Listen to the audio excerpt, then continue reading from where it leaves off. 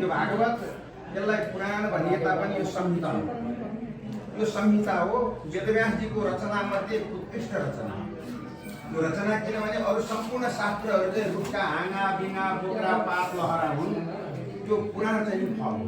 हामीले आँपको बोटमा गयौँ, आँपको त्यो रुखको बोक्रा खायौँ भने तितो हुन्छ, टर्रो हुन्छ, पात खायौँ भने टर्रो हुन्छ, त्यो फल खायौँ भने चाहिँ अति मिठो हुन्छ।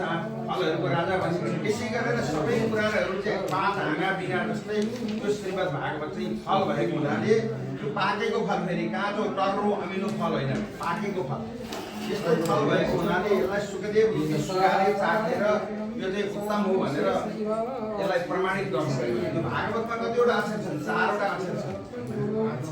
भागवत यसको अर्थ बुझ्नु होला है।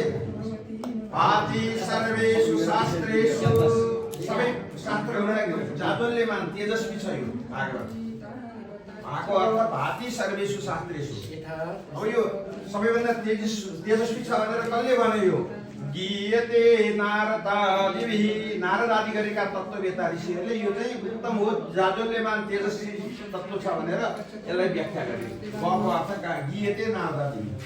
ब्रह्माजीले यो राजा परीक्षित तरेपछि यो के हो त भनेर ब्रह्मलोकमा तराजुमा हालेर अरू पुराण र यो पुराण छुट्दा यो पुराणको नै महत्त्व धेरै भएको हुनाले यसलाई वरिष्ठ पुराण भन्नुभयो। बको अर्थ वरिष्ठ सर्वशास्त्राण।